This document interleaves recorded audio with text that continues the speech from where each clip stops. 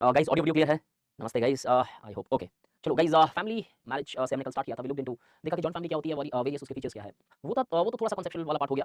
अभी एक जो काफ़ी प्रोबेबल बन जाता है, बिकॉज़ ज्योग्राफी, हिस्ट्री, सोसाइटी, ये तीनों ऐसे एस्पेक्ट्स हैं कि बहुत ऑफ़न जो क्वेश्चंस कई बार ज्योग्राफी ऑप्शनल में आते हैं, जो जीएस सिलेबस से कनेक्टेड होते हैं, they have a very high probability of being asked in Indian society. इसके लिए मैं ये चेंजेस डिस्कस कर रहा हूँ। What are the various changes which have taken place in the sphere of family. As we know, family के अंदर कोई भी कॉन्क्रीट एक्सप्लेनेशंस या कॉन्क्रीट अंडरस्टैंडिंग एज़ सच नहीं है। बहुत सारी डिफरेंट टाइप्स की फैमिली है, बहुत सारे डिफरेंट फॉर्म्स की फैमिली है। चेंजेस जहाँ तक पॉसिबल है मैंने डिवाइड किए हैं डिफरेंट डिफरेंट सेगमेंट्स के अंदर।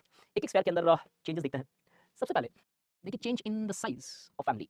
पहले क्या था वो बताऊँगा, अब क्या है वो बताऊँगा, बीच में जो रहेगी वो ऑटोमैटिकली चेंज हो जाएगी, ठीक है? आज मेरा डाउट क्लियर कर दीजिएगा। ऋतिक, मैं 2 दिन से आपको अनम्यूट कर रहा हूँ। पहले दिन आप अनम्यूट हो नहीं रहे थे। सेकंड डे मैंने अनम्यूट किया तो आपका कोई रिस्पॉन्स नहीं आया। कल इनफैक्ट बिलीव मी, सबसे पहले ऋतिक मैंने आपको अनम्यूट किया था, बिकॉज़ 2 दिन से आप कंटीन्यूअसली रिक्वेस्ट कर रहे हो, मैंने उसको सबसे पहले अनम्यूट किया था कल।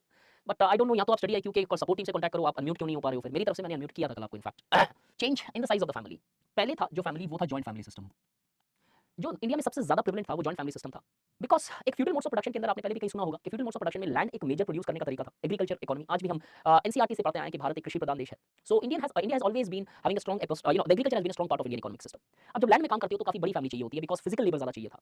इसीलिए different forms of marriages, one husband multiple wives, ऐसे फॉर्म्स की भी मैरेजेस है, वो आगे देखेंगे, polygyny, polygamy, polyandry. Change in family में क्या था कि पहले जॉइंट फैमिली सिस्टम्स इसलिए डोमिनेट करती थी because feudalistic modes of production हुआ करते थे। साथ ही साथ में फैमिली जो अंडरस्टैंडिंग थी वो ज़्यादा इमोशनल बेसिस पे थी। जैसे-जैसे हम आगे बढ़ते गए, ज़्यादा रैशनैलिटी और इंडिविजुअलिज्म आता गया, and we started seeing that the joint family was fast getting, west में तो रिप्लेस हो गया, इंडिया के अंदर joint family was fast giving way towards nuclear family. But India के सोशियोलॉजिस्ट वो क्लियर ओपिनियन रखते हैं कि जॉइंट फैमिली खत्म नहीं हुआ इंडिया के अंदर, जॉइंटनेस बहुत स्ट्रांगली प्रेजेंट है। इनफैक्ट इंडिया में जो मेजर इस साइज़ में चेंज आया है कि साइज़ ऑफ फैमिली छोटा होता चला गया इनफैक्ट। अगर पिछले कुछ टाइम पहले और देखोगे तो प्रेजेंट रूलिंग पार्टी के किसी एमपी ने या किसी एस्पेक्ट ने बोला था कि कुछ लोगों ने बोला था कि हिंदूज़ को ज़्यादा चिल्ड्रन प्रोड्यूस करने चाहिए। वहीं पे बीच में एक आवाज़ ये उठी थी कि 2 चाइल्ड नॉर्म्स होनी चाहिए। इनफैक्ट बहुत सारे ऐसे स्टेट्स हैं जहाँ पे पंचायती राज के ऊपर ऐसे कंडीशंस लगाए हुए हैं कि 2 से अधिक बच्चे होंगे तो वो पंचायती राज इलेक्शंस नहीं खेल सकते। जहाँ तक मुझे याद आ रहा है, बीच में हरियाणा के अंदर ऐसा एक लॉ पास किया गया था, जहाँ पे 2 से ज़्यादा किड्स होंगे तो इलेक्शन नहीं खेल सकते पंचायती राज का। और भी बहुत सारे स्टेट होंगे। ये हरियाणा वाला एग्जांपल शायद मुझे थोड़े टाइम पहले का याद आ रहा है, 3-4 ईयर्स। आप में से कोई हरियाणा में है तो इसको थोड़ा-सा बता सकता है, बिकॉज़ मेरे को एक्जेक्टली स्टेट नहीं याद आ रहा है कहाँ पे ऐसा लॉ पास किया गया था। तो धीरे-धीरे आज एटलीस्ट हो ये रहा है कि we are going towards dualistic family, जहाँ पे हस्बैंड वाइफ दोनों काम काम करते हैं। वुमेन का स्तर भी बढ़ा, कल्चर के साथ-साथ सेक्युलराइजेशन का एस्पेक्ट भी होने लगा। मॉडर्न प्रोफेशनल ऑक्यूपेशंस आने लगी, अर्बन सिटीज़ एंड टाउन्स आने लगे, तो इसके कारण कहीं न कहीं हम देखते हैं कि एक माइग्रेशन हुआ, and we saw the first important change in family in India which is strongly prevalent. किसी भी स्टेट में जाओ, किसी भी राज्य में जाओ, क्षेत्र में जाओ, जॉइंट फैमिली न्यूक्लियर फैमिली के बराबर चल रही है। वेस्ट में खत्म हो गया इनफैक्ट। वेस्ट में तो आज ये आलम है कि फैमिलीज़ का कांसेप्ट भी खत्म हो गया। लिव इन रिलेशनशिप जैसे एस्पेक्ट्स आने लगे हैं, सेम सेक्स मैरिजेस जैसे कांसेप्ट आने लगे हैं, हाउसहोल्ड जैसे कांसेप्ट आने लगे हैं for that matter. In fact west में तो एक और सॉर्ट ऑफ कांसेप्ट है, सोलोगमी। सोलोगमी न्यूज़ में भी आता है, इंडिया में भी किसी ने की थी रिसेंटली शादी एक ऐसी। सोलोगमी का कांसेप्ट ये है कि मैरिंग योरसेल्फ, खुद से ही शादी करना। और जब आज सपोज़ ऐसी कुछ मैरिजेस होने लगी तो फैमिली का तो कोई कांसेप्ट ही नहीं बच जाएगा। अब थोड़ा-सा सिंपल तरीके से समझाता हूँ, ध्यान से समझना एक चीज़। इंडिया में जॉइंट फैमिली से न्यूक्लियर फैमिली चेंज तो तुम लोगों को समझ में आया। One important change in the size, that the size of the families in the contemporary times have reduced, the joint family systems has been replaced by nuclear family systems. लेकिन ऐसा क्या रहा इंडिया में कि वेस्ट के जैसे nuclear family joint family को तोड़ नहीं सकी। वीक ज़रूर हुआ क्योंकि सर्कमस्टेंसेस अब रिक्वायर कर रहे थे कि माइग्रेट करना पड़ेगा। जैसे फॉर एग्जांपल आप में से बहुत सारे लोग जो है वो कहीं न कहीं किसी एक पर्टिकुलर स्टेट से देख रहे हो जहाँ पे आपके मॉम-डैड किसी और स्टेट में रह रहे हैं। आप पढ़ाई करने कहीं गए हो या फिर जॉब करने कहीं गए हो फॉर दैट मैटर। आज एक सॉर्ट ऑफ कंपल्शन हो चुका है कि आपको बाहर जाना पड़ सकता है जॉब करने के लिए। तो एक कंपल्शन के कारण nuclear families I, and furthermore women empowerment के कारण भी न्यूक्लियर फैमिलीज़ आई है। जॉइंट फैमिली खत्म क्यों नहीं हो पाई इंडिया में? वेस्ट में हो गई थी। बिकॉज़ एक सोशियोलॉजिस्ट है वो क्लियरली बोलता है, जो मैंने कल भी बताया था कि इंडिया में फैमिली सिर्फ एक इंस्टीट्यूशन नहीं है। फैमिली एक फीलिंग और इमोशन से कनेक्टेड है। Family is more of connectivity with each other, that too on the basis of emotions. अगर आप में से किसी ने, एक पिक्चर आई थी काफी पुरानी है, आई am not pretty much sure आपने इस मूवी के बारे में सुना भी है कि नहीं है, ओम जय जगदीश। सुना है कुछ? ऐसा एक पिक्चर था एक टाइम पे, बहुत पुरानी, अनिल कपूर, अभिषेक बच्चन, फरदीन खान एंड अदर्स। इस पिक्चर में लास्ट सीन के अंदर एक लाइन बोलती है इन तीनों की मदर कि मेरे लिए घर वो नहीं है जो वो पर्टिकुलर एक ऑक्शन में हो रहा होगा, मेरे लिए घर वो है जहाँ मेरे तीनों बेटे खड़े हो जाएं। दैट शाहरुख खान वाली ओम शांति ओम थी यार। ओम जय जगदीश एक अलग पिक्चर है, हो सकता है मैं मान सकता हूँ कि शायद थोड़ी पुरानी पिक्चर है, बट ये है इंडिया में फैमिली सिस्टम कि इंडिया में family is of emotions and as a result joint family strongly present है। एक सोशियोलॉजिस्ट है, उन्होंने बोला इंडिया में जॉइंट फैमिली सिस्टम के स्ट्रक्चर्स टूट गए, बट इमोशनल कनेक्टिविटी आज भी उतनी ही स्ट्रांगली बरकरार है कि हम अलग-अलग रहने लगे, अलग-अलग देश में रह सकते हैं, अलग-अलग क्षेत्र में रह सकते हैं, लेकिन हमारी जो इमोशनल कनेक्टिविटी है वो बहुत स्ट्रांग है। इनफैक्ट आप में से भी कई लोग देखोगे कि आपके चाचा कहीं हैं, ताऊ कहीं हैं, बुआ, आई मीन बुआ तो चलो आप पैट्रियार्कल फैमिली में वो जॉइंट फैमिली का पार्ट नहीं होगा, बट आपके बाकी लोग और भी कहीं हैं, आपके ग्रैंडफादर कहीं अलग जगह हो सकते हैं, लेकिन फिर भी वो कनेक्टिविटी बहुत स्ट्रांग है एक-दूसरे से। और आज के टाइम में सोशल मीडिया ने कुछ पॉजिटिव कंट्रीब्यूशन जो किए हैं कि इस कनेक्टिविटी को ज़्यादा बेटर कर दिया है। आज व्हाट्सएप पे फैमिलीज़ है आपके, ऑलमोस्ट हर किसी का एक ग्रुप होगा फैमिली का यहाँ पे। जैसे फ्रेंड्स का है वैसे फैमिली का भी है। इन सब के कारण क्या है कि ईज़िली आप कनेक्टिविटी बना के रख सकते हो आपके फैमिली मेंबर्स के साथ। सेकंड चीज़, तो साइज़ के अंदर डेफिनिटली चेंज तो है। लेकिन अगर आप बोलो death of joint family system, know that has not taken place in India, because India के अंदर डेथ तो तब होती है जब इंस्टीट्यूशन होता है। यहाँ पे तो फीलिंग है एक फैमिली, और जब तक वो फीलिंग रहेगी तो उस चीज़ को खत्म नहीं किया जा सकता। एक विचारधारा को नहीं खत्म किया जाता है, एक ऑर्गनाइजेशन को खत्म की जा सकती है। तो यहाँ पे इमोशन है वो particularly. Change in the functions of family. अब इनिशियल फेज़ में मैंने आपको बताया था कास्ट और विलेज और फैमिली जैसी आइडेंटिटीज़ एक्सट्रीमली स्ट्रांग हुआ करती थी। तो उस फॉर्म के अंदर अगर हम देखते हैं, तो पहले फैमिलीज़ हर फंक्शन परफॉर्म करती थी आपका इनफैक्ट। जैसे Family in the earlier times performed multiple functions, varieties of functions. Family led to political recruitment. In fact, आज भी हम देखते हैं हर पॉलिटिकल पार्टी में फ्यूडल डिसेंडेंट्स प्रेजेंट है कि फैमिली बेसिस पे पॉलिटिक्स की जाती है कि एमपी के बेटे के बेटे के बेटे, वो एक प्रथा चलती आ रही है। इनफैक्ट अगर आप आईएनसी देख लो तो एक पूरा फैमिली लेड पॉलिटिकल पार्टी भी दिखाई देगी वहां पे कि may be from Jawaharlal Nehru times अगर आप स्टार्ट करो तो उसके बाद एक फैमिली के बेसिस पे चली है वो पॉलिटिकल पार्टी, और नॉट ना कि सिर्फ INC, almost majority of the political parties में कोई ना कोई एक फैमिली बेसिस पे मिल जाएगा आपको। Family used to perform economic functions, आपके इकोनॉमिक सिक्योरिटी भी फैमिली परफॉर्म करती थी, इंश्योर करती थी, चाहे फैमिली बिजनेस ज्वाइन कराना हो या आपको फंडिंग करना हो कि आप नया काम शुरू कर लो। Family also used to perform religious and cultural functions, कि इनफैक्ट यहां तक है कि इंडिया में फैमिली वैल्यू स्ट्रांग होने के कारण वो रिलीजियस वैल्यू एक्सट्रीमली स्ट्रांग है, because this organisation used to strongly emphasise on the religious and the cultural aspects of every society irrespective of the religious present in India. उसके साथ साथ family also performed the marriage function.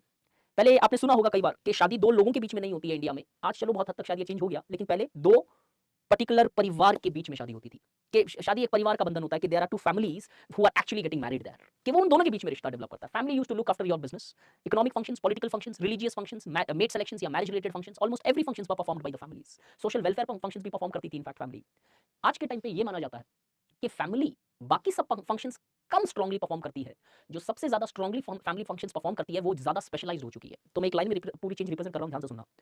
The family in the earlier times used to perform multiple functions, but in contemporary time, family functions have become more specialized, where family today specifically performs, specialist है in performing the functions of stress management.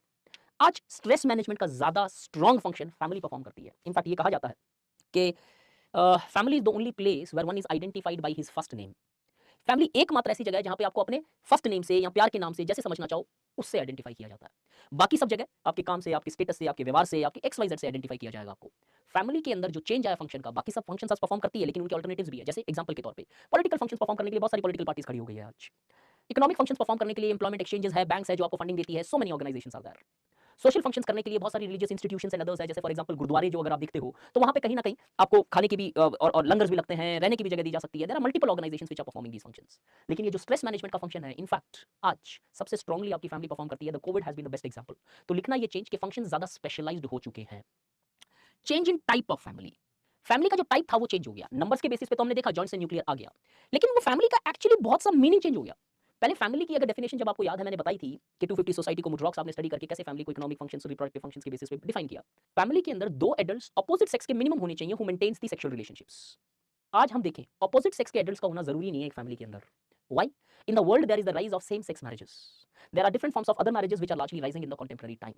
तो ये जो family का type है ना वो काफी change हो गया। इनफैक्ट ब्रेकडाउन ऑफ मैरिज होने के कारण आज हम सिंगल पेरेंट फैमिलीज भी देखते हैं पहला। और एक चीज याद रखना गाइस, सेम सेक्स मैरिज ही एक टाइप का चेंज नहीं आया फैमिली के टाइप में, और भी बहुत सारी फैमिलीज है। सेम सेक्स मैरिजेस इंडिया में ज्यादा प्रिवलेंट नहीं है शायद, लेकिन और दूसरे टाइप की फैमिलीज बहुत स्ट्रांगली प्रिवलेंट है इंडिया में, जैसे डॉटर हेडेड फैमिलीज है आज। मैंने इसे डॉटर हेडेड, पहले ऐसा था कि लड़की एक पराया धन टाइप का कॉन्सेप्ट हुआ करता था कि एक बार जब आपकी शादी हो जाती थी लड़की की तो वो जो मदर और फादर के साथ या ब्रदर के साथ जो रिलेशनशिप थी वो लिमिटेड रहती थी, बहुत एक एपिसोडिक रहती थी। आज हम देखते हैं कि लड़कियां स्ट्रांगली बैक होम में पैसा भी भेजती है और इनफैक्ट अगर भाई नहीं है तो घर भी चलाती है, suppose if the requirement comes. Change in the type of family is there are new forms of family which are coming up. Earlier joint और न्यूक्लियर फॉर्म्स ही थे प्रिवलेंट, या तो जॉइंट या न्यूक्लियर या दोनों। आज जॉइंट भी है, न्यूक्लियर भी है। सेम सेक्स फैमिलीज का भी कॉन्सेप्ट आया वुमेन और फेमिनिस्ट स्टडी से, क्यूअर थियरी से, और उसके साथ साथ सिंगल पेरेंट फैमिली है। क्यों? अडॉप्शन के बेसिस पे भी फैमिलीज हो रही है आज, चिल्ड्रन अडॉप्ट कर लिए जाते हैं, शादी नहीं कर रहे हैं, and these families are also present. साथ ही साथ में ब्रेकडाउन के कारण भी हम देखते हैं सिंगल पेरेंट फैमिलीज होती है। उसके साथ साथ daughter headed type of families are also present because of the empowerment of women which has taken place in the Indian society to a certain extent. इससे आगे जाएं, चेंज इन स्टेटस। इधर दो चीज डिस्कस करनी है जो चेंज आई है। पहले दो लोगों का स्टेटस चेंज की बात कर रहा हूं मैं। एक एज्ड का स्टेटस कैसे चेंज हो गया फैमिली के अंदर, जो बुजुर्ग लोग हैं, और एक वुमेन महिलाओं का स्टेटस कैसे चेंज हुआ फैमिली के अंदर। अगर पुरानी टाइप की फैमिलीज देखेंगे, हमने देखा जॉइंट फैमिली डोमिनेट करती थी, जॉइंट फैमिली में कॉन्सेप्ट था कर्ता का, तो कहीं ना कहीं मोर पेट्रियार्कल टिल्ट रहता था फैमिली का। आज हम देखते हैं वुमेन्स की पोजीशन ज्यादा बेहतर हो गई है फैमिलीज के अंदर। उसके कुछ कारण है। एक न्यूक्लियर फैमिली जैसी फैमिलीज आ गई जहां पे वुमेन भी एक इक्वल डिसीजन मेकिंग अथॉरिटी रहती है, तो वुमेन की पोजीशन भी बेटर हुई फैमिलीज में। Even in joint family systems पहले जो बहू और बेटी का डिस्टिंक्शन था ना वो बहुत हद तक आज चेंज हो रहा है कि आज बहू ही एक बेटी मानी जा सकती है, बिकॉज बहुत स्ट्रॉन्ग तरीके से हमने वुमेन के लिए काम किया इंडिया में, and as a result certain improvements are certainly visible. Empowerment कहीं पे भी नहीं हुआ होगा शायद, but still improvement drastically visible है। So the change in the position of women in family is one important change which has taken place, where the woman is today having more egalitarian position within the family, जो पहले subordinate position पे थी। साथ ही साथ में एक थोड़ा सा नेगेटिव चेंज जो आया है वो एज्ड के स्टेटस में आया। वुमेन के लिए पॉजिटिव है, पोजीशन बेहतर हुई है वुमेन्स की इनफैक्ट, लेकिन एज्ड का स्टेटस गिर गया है। क्यों? इसके ब्रेकडाउन होने के कारण। जब जॉइंट फैमिली थी तो एज्ड के पास में पावर होता था। एक टाइम था जब गूगल नहीं था, एज्ड थे। Aged were the people who were considered as the apostle of knowledge, कि वो नॉलेज का एक फाउंटेन था। वहाँ से उनके एक्सपीरियंस, उनके सारी की सारी चीज़ें एक पूरे के पूरे फैमिली का मार्गदर्शक करती थी या उन्हें गाइड करती थी। धीरे-धीरे सिस्टम बदला, न्यूक्लियर फैमिलीज़ आने लगी और जब न्यूक्लियर फैमिलीज़ आने लगी, तो आज कंटेम्परेरी टाइम में देखते हैं कि एज्ड की पोज़ीशन डेटोरिएट हो गई इनफैक्ट। इंडिया का ही एग्ज़ाम्पल लूँ तो इंडिया में एक लॉ है, मेंटेनेंस ऑफ पेरेंट्स एक्ट, कुछ एग्ज़ैक्टली एक्ट का मुझे नाम नहीं याद आ रहा है, 2007 का एक्ट है। उसके as per that law it is compulsory for the sons to largely maintain their parents. India जैसी सोसाइटी में ये लॉ पास कराना पड़ रहा है हमें, जहाँ पे पेरेंट्स का दर्जा, मतलब समझ रहे हो, इंडिया के अंदर पितृ ऋण जो होता है, 3 ऋण होते हैं हिंदुइज़्म के अंदर, जो ऐसा माना जाता है आपको चुकाने पड़ते हैं। पितृ ऋण, देव ऋण और जो बोलते हैं गुरु, गुरु का वो एक वर्ड है उधर, गुरु ऋण या फिर कुछ ऐसा एक ऋण होता है, मुझे याद नहीं आ रहा है। मतलब आपके गुरु के प्रति एक ऋण होता है आपका, आपके पितृ मतलब जो एंसेस्टर है, जो आपकी फैमिली है, उसके प्रति एक ऋण होता है और एक देव, भगवान के प्रति ऋण होता है। मतलब ऐसी सोसाइटी जहाँ पे पितृ ऋण का कॉन्सेप्ट हुआ करता था, आज एज्ड की पोजीशन डेटोरिएट कर गई उस सोसाइटी के अंदर, only because rise of materialism, rise of consumption and moreover this nuclear family greatly is also responsible for the deteriorating positions of the aged. सबसे बढ़िया जीता जागता एग्जांपल है बागबान, अगर किसी ने पिक्चर देखी है तो, कि न्यूक्लियर फैमिली, ऋषि ऋण तो नहीं सुना है, ये तो आप उल्टा बोल रहे हो, ऋषि ऋण तो कुछ नहीं सुना मैंने। न्यूक्लियर फैमिलीज अगर हम देखें तो बागबान is a very good example. बागबान के अंदर बहुत अच्छे से बताया है कि किस तरीके से जो एज्ड होते हैं, जो पेरेंट्स होते हैं, उनकी सिचुएशंस कैसे डेटोरिएट होती जाती है। एक टाइम में खुद डिसीजन मेकिंग होता है, लेकिन उसके बाद कंप्लीटली डिपेंडेंसी आ जाती है। इनफैक्ट आपको एक एग्जांपल बताता हूँ, एजिंग बहुत बड़ा इशू है इंडिया के अंदर। इशू क्यों है? बिकॉज वर्ल्ड एज कर रहा है, इंडिया के अंदर डेमोग्राफिक डिविडेंड की बात कर रहे हैं हम, लेकिन इसी इंडिया के अंदर दो पार्ट है, दो पहलू है। जैसे पहले इंडिया और भारत का एक डिवीजन चल रहा था, वैसे नॉर्थ और साउथ का एक डिवीजन है इंडिया में। हालांकि टॉपिक में पॉपुलेशन में होगा तो टच कर दूंगा ये topic. South is getting aged, total fertility rate 2.1 से नीचे आ चुकी है state like Tamil Nadu and Kerala, और नॉर्थ के अंदर टीएफआर 2.1 तक नहीं है, स्टेबिलिटी लेवल पे नहीं आया अभी तक। तो नॉर्थ यंग है, नॉर्थ में पॉपुलेशन कंट्रोल मेजर चाहिए, साउथ के अंदर हमें पॉपुलेशन मेंटेनेंस मेजर चाहिए कि एटलीस्ट रिप्लेसमेंट लेवल की मेंटेन होती रहे पॉपुलेशन। इस एजिंग के अंदर एक चीज हमेशा याद रखना, नॉर्मली कई बार आप खुद बोल देते हो या फिर आपके मम्मी पापा के मुंह से सुना है या किसी के मुंह से हजारों बार सुना होगा आपने ये, अरे बेटा बुरा नहीं मानते हैं बुजुर्ग लोगों का, उस एज में बच्चे हो जाते हैं, वो सुना? ऋषि ऋण आई एम नॉट रेड यार, तो मुझे पता नहीं है, ऐसे 50 डॉक्यूमेंट्स हो सकते हैं। मैंने कुछ कुछ ऋण सुना था, ऋषि ऋण है कि नहीं, और अगर आपको लग रहा है तो है लिख लो यार, कौन सा इसके ऊपर क्वेश्चन पूछने वाला है वो। 3 ऋण थे बस, अब मुझे रिकलेक्ट नहीं हो रहा तीसरा ऋण कौन सा है। बचपन जैसे हम उन्हें बिहेव करने लगता है कि बच्चे हैं। इनफैक्ट ये सबसे बड़ी प्रॉब्लम है हमारी। क्यों? एक स्टेटमेंट देता हूँ, ध्यान से सुनना। Aged has been infantilized in the contemporary times. Infantilize का मतलब बच्चे किसे बोला जाता है? बच्चे उन्हें बोला जाता है जिसके ऊपर डिपेंडेंसी आ जाती है। और एक समय ऐसा था इसी भारत के अंदर कि एज्ड बच्चे जैसे नहीं, एज्ड ज्ञानी के जैसे माने जाते थे कि इनके पास नॉलेज ही नॉलेज है, कि इनके एक्सपीरियंस से हम सीख सकते हैं, इनके इनके एक्सपीरियंस से हम we can lead our life much better. Today it is infantilized. तो द पोजीशन, एक लाइन में बोल रहा हूँ, चेंज ध्यान रखना। The changes in the position of aged and women have also taken place in the family. The cause has been the change, very change in the family, but the change which is there is the position of aged is fast deteriorating because of the rise of individualism and families such as nuclear families.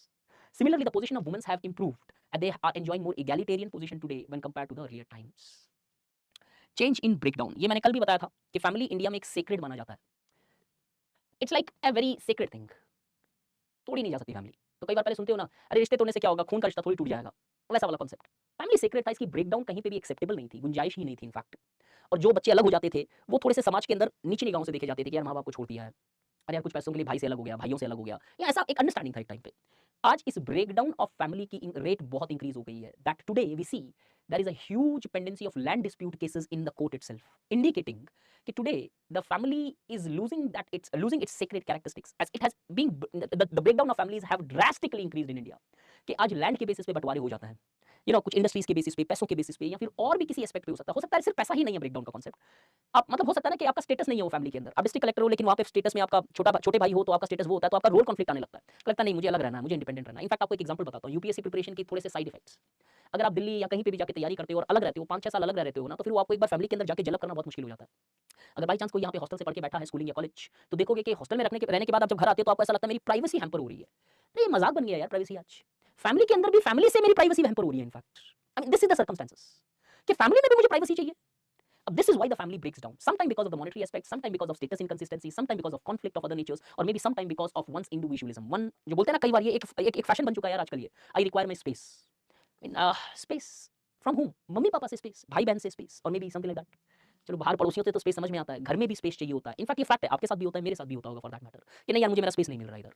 As a result the changes in breakdown has taken place where earlier the family did not broke down, today there is a high breakdown frequency within the family systems in India. There are multiple causes behind it, but this is an important change जो पहले almost negligible था। पहले नहीं टूटती थी आसानी से families, because the person was more important, not the argument was more important. आज आर्गुमेंट शायद ज्यादा इंपॉर्टेंट हो गया, पर्सन कम इंपॉर्टेंट हो चुका है। And the last but not the least change, थोड़ा सा बड़ा ध्यान से सुनना, change in the interactional pattern. Interactions में भी चेंज आया है। जो फैमिली के लोग हैं उनमें जो इंटरेक्शन से टाइप वो काफी हद तक चेंज हुआ है इनफैक्ट। कि वी ऑफन सी दैट कि फैमिली के अंदर, अरे यार दुर्गेश क्या बोल रहे हो तुम भी ना, स्पेस का कॉन्सेप्ट आप बहुत सीरियसली समझो, ये फैक्ट है यार, स्पेस सीरियसली बहुत इशू करता है आज। और छोटे-छोटे बच्चे, आप और हम तो फिर भी बहुत मैच्योर्ड है, लेकिन छोटे-छोटे बच्चों को स्पेस चाहिए आज। If you see kids of 9th and 10th standard, वो तो बहुत बड़ा हो गया। 8, 9 या 10 इयर्स के भी बच्चे, नहीं, नहीं मेरे को अलग रूम चाहिए। नहीं, नहीं ये मेरा स्पेस है। और वो स्पेस क्या है पता नहीं यार। आज प्रॉब्लम नहीं है गाइस, एक थोड़ा-सा आउट ऑफ बॉक्स सॉलिड सा सजेशन दूँ, if you want I will give it or else I am not interested. आपके हिसाब से इंडिया में सबसे बड़ी प्रॉब्लम आने वाले 10 से या 20 या 15 सालों में क्या होने वाली है? Employment, relationship, loneliness, health, communication, nature, old age, housing, breakdown, mental stress. In fact चलो यार बहुत अच्छे-अच्छे सजेशन है, नो डाउट। इनफैक्ट देखो अपना-अपना व्यू पॉइंट है, वेरी कर सकता है। किसी के लिए शायद क्लाइमेट चेंज एक बहुत बड़ा मुद्दा है और आज है डेफिनिटली मुद्दा। वेल बीइंग या हेल्थ भी कुछ कंसर्न्स हो सकते हैं। इंडिया की तो हेल्थ ऐसे भी आईसीयू के अंदर है, वी नो इट वेल। सबसे बड़ी प्रॉब्लम जो इंडिया में आने के चांसेस है, जो ये मेरा पर्सनल पर्सपेक्टिव है, purely personal, if you want you can just right it और डोंट राइट इट, मेरा पर्सनल व्यू है ये, कि मुझे ऐसा लगता है कि इंडिया में जो सबसे बड़ी प्रॉब्लम आने वाली है अगले 10, 15 या 20 सालों में, वो है सॉफ्ट पैरेंटिंग। आपके अगर आस-पास में किसी को पैरेंट को देखा है, नए पेरेंट्स या जिनके बच्चे अभी जस्ट पैदा हुए हैं, छोटे हैं, बहुत एक्सट्रीमली सॉफ्ट पैरेंटिंग है यार। इनफैक्ट 9th 9 साल या 10 साल के जब थे हम, तुम बिलीव नहीं करोगे, जिस गाँव में मैं रहता था, उस गाँव के अंदर पूरा साइकिल वाइकिल चला के घूम के आ जाते थे हम लोग यार। आज वो 8, 9, 10 साल के बच्चे, गाय और a girl doesn't matter, road cross नहीं कर पाते हैं। क्यों? पेरेंट ओवर प्रोटेक्टिव हो गए हैं चिल्ड्रंस के लिए। और मान लिया सर्कमस्टेंसेस भी है, हमारे टाइम में ये चाइल्ड मोलेस्टेशन जैसे कॉन्सेप्ट नहीं थे यार, किसी किसी के सोच में भी नहीं थे शायद ये। लेकिन आज बहुत इंक्रीजिंग इंसिडेंट होता है, तो पेरेंट का एक लाज़मी है कि they become more over protective as well. But लेकिन सिर्फ चलो स्ट्रेंजर के साथ तो आप ओवर प्रोटेक्टिव रहोगे यार, नहीं कोई भी आज अपने बच्चों को नहीं भेजेगा किसी के साथ जो स्ट्रेंजर है। पहले तो यार कहाँ है बच्चे, पता ही नहीं चलता है, अच्छा वो इधर है, वो पड़ोस के घर में होगा, अरे वो उसके घर में होगा। आज भी अगर कोई गाँव में रहते हो तो यू विल नो दैट कि अच्छा यार पास वाले घर पे गया होगा। गाँव के अंदर आज भी वो नहीं है जो इस लेवल पे, बट फिर भी फियर तो सब जगह है for that matter.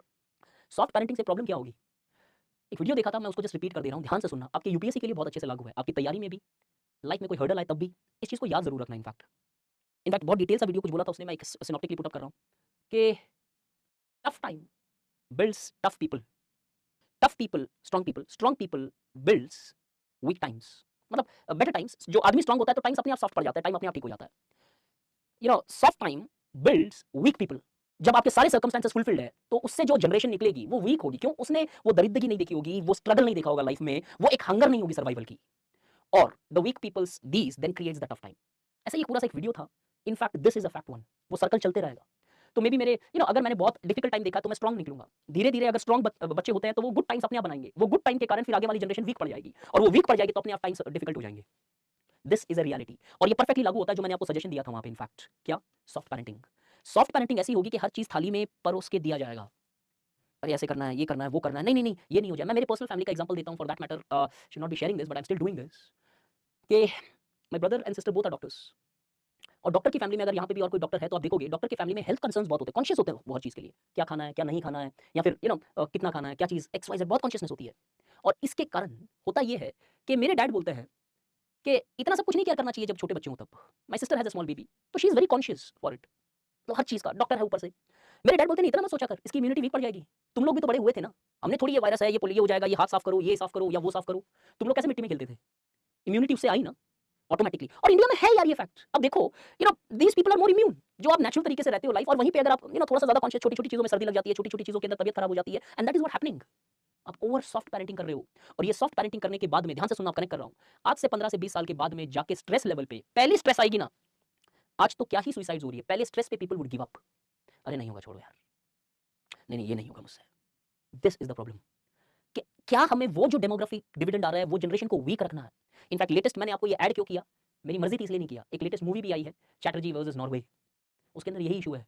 Scandinavian countries की लाइफ जो है बहुत डिफरेंट है। बच्चों को मारना नहीं है, बच्चों को इस तरीके से या उस तरीके से, बहुत सारे एस्पेक्ट्स है उधर, अपने अपने प्रोटोकॉल्स होंगे। हमारे इंडिया के अंदर हमारा एक तरीका अलग है बच्चों का पालन पोषण करने का। हम स्ट्रिंजेंट भी होते हैं, हम फटकार भी लगा सकते हैं, बचपन के अंदर हम उनको रगड़ रगड़ के मालिश भी करते हैं। वो उनके फेवर के लिए होता है, उनको कोई पनिशमेंट नहीं मिल रहा होता है। एंड इनफैक्ट लाल गुटी पता नहीं क्या क्या ऐसे कॉन्सेप्ट है, इनफैक्ट डाबर लाल तेल टाइप के से तेल मालिश करो रगड़ रगड़ के, दाइयों को देखो उधर बच्चा रोता रहता है, बट फिर भी यू नो मालिश होती है उसकी बच्चों में। This is weak parenting. कभी ना आए तो डेफिनेटली लिखना, बिकॉज ये मुद्दा फिर इंडिया और फॉरेन रिलेशनशिप के अंदर कुछ टसल्स भी आई बीच के अंदर। साइड में जस्ट लिख के रखना, not with respect to family as such, but yes family में लिखना है, अच्छा इंपॉर्टेंट पॉइंट होता है ये। Change in the nature of upbringing. Parenting कैसे चेंज होगी है फैमिली में, लिख लेना गाइस, मैंने मिस कर दिया यहाँ पे। Change in the nature of parenting वो ऐड कर लो, ताकि एक और एक्स्ट्रा पॉइंट हो जाए, थोड़ा सा करंट से अटैचमेंट रखते हुए, जहाँ पे चैटर्जी वर्सेस नॉर्वे इनफैक्ट आप कोट कर सकते हो। ओनली रीजन बिंग क्योंकि ये दो कंट्रीज के बीच में इससे थोड़ा सा इशू भी आ गया था, डिफरेंसेस भी आई थी। Changes in interactions. अब आते हैं मुद्दे की बात, जो लास्ट पॉइंट है यहाँ पे। इंटरेक्शन के चेंज को 3 लेवल पे पढ़ा जा सकता है।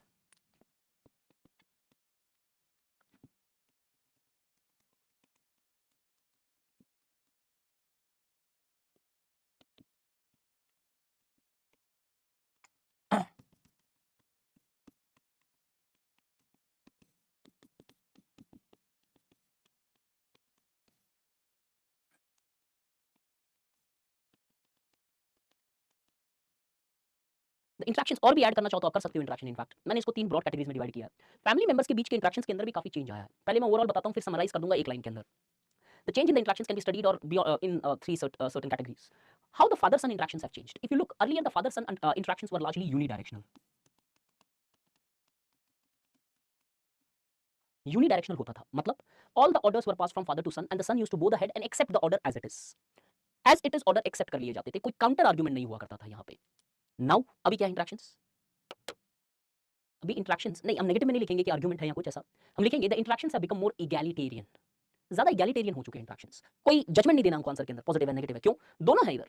इससे बेटर एक ऐसा वर्ड लिखो जो एक उसकी चेंज बताए बिना कोई पॉजिटिव नेगेटिव कॉनोटेशन अटैच किए हुए। इंटरेक्शन ज़्यादा इगैलिटेरियन हो चुके हैं, जहाँ पे दोनों डिस्कस करके डिसीजन लेते हैं, ना कि डिसीजन इंपोज किए जाते हैं। व्हाई, क्यों हुआ ये? Because the authority has become more disperse today. पहले कर्ता के पास हुआ करती थी अथॉरिटीज, आज अथॉरिटीज ज्यादा डिस्पर्स्ड है फैमिली के अंदर, हर किसी के पास में सॉर्ट ऑफ अथॉरिटी है।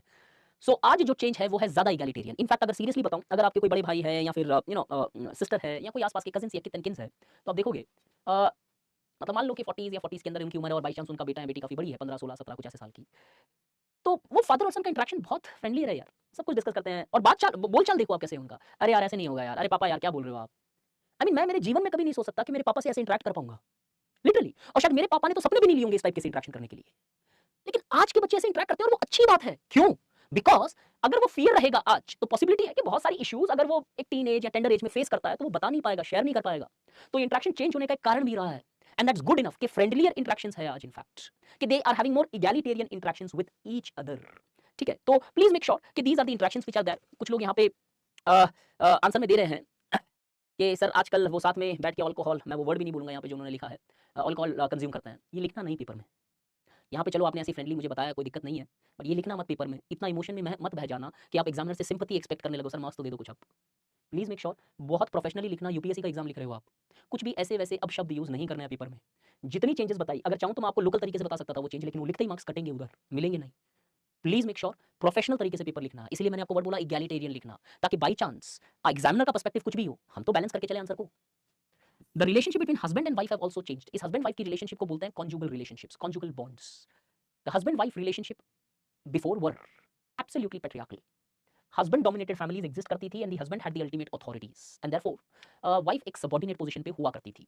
आज के सर्कमस्टेंसेस में अगर हम देखते हैं तो हस्बैंड और वाइफ की पोजीशंस काफी ज्यादा सिमिलर है, that both are now equal decision making. In fact, the woman of the house is involved in the varieties of decisions, whether it is buying of house, land or the admission of their respective kids or people. कोई भी family decision के अंदर आप देखते हो कि woman भी participate करती है, where she was completely stranger and neglected.